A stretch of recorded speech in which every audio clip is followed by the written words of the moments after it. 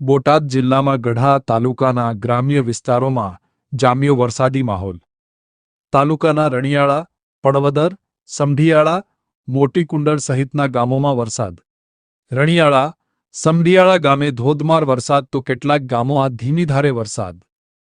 સાંજના સમયે એકાએક વાતાવરણમાં પલટો આવતા વાતાવરણમાં ઠંડક પ્રસરી. ગ્રામ્ય વિસ્તારોમાં વરસાદ થતા કપાસના પાકને મળશે જીવનદાન.